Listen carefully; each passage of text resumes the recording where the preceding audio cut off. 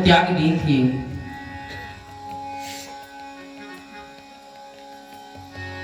तो विदुर जी कहते हैं कि भगवान शंकर तो इतने सरल स्वभाव के हैं, तो फिर सती मैया ने अपना देह क्यों त्यागा?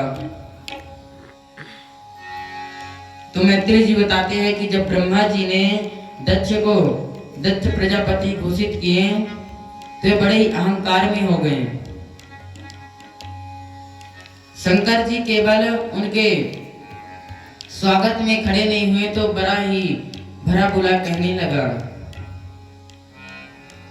कि सभ्य समाज में अगर कोई असभ्य व्यक्ति आ जाए तो पूरा मजा बिगड़ जाता है। तो सभी लोग देखने लगे कि कौन है।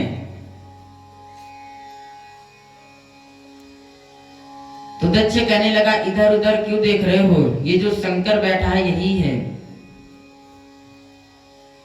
कहने लगे कि कभी शिष्ट लोग के चार बैठा नहीं है तो शिष्टाचार क्या जाने, दिन भर भूत प्रेतों के साथ तो घूमता रहता है।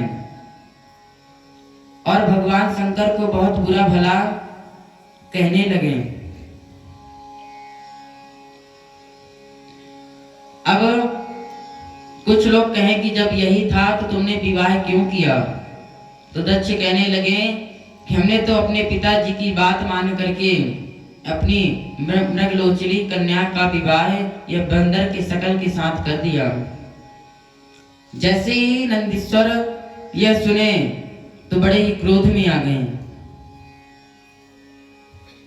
तो भगवान ने उनको समझाया कि शांत हो जाओ, सब लोग शादी में गाली सुनते हैं, हम शादी के बाद गाली सुन रहे हैं, तुम भी सुनो, हम भी आज्ञा देते हैं। तो नंदी भगवान कहने लगे कि रे महाराज, आपका जो भी अपमान करता है उसे गौघात का श्राप लगता है।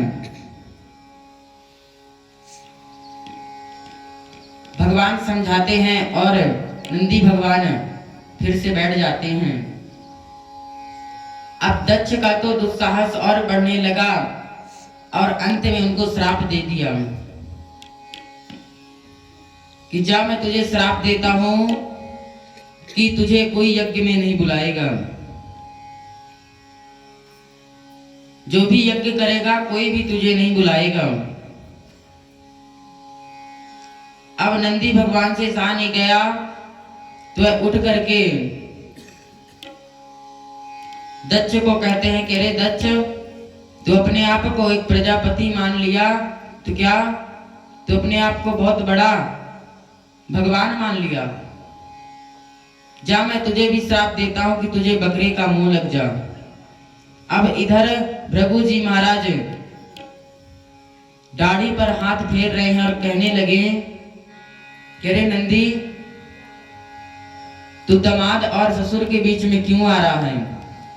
जा, मैं तुझे भी श्राप देता हूं कि शंकर के पाखंडी गण बन जा।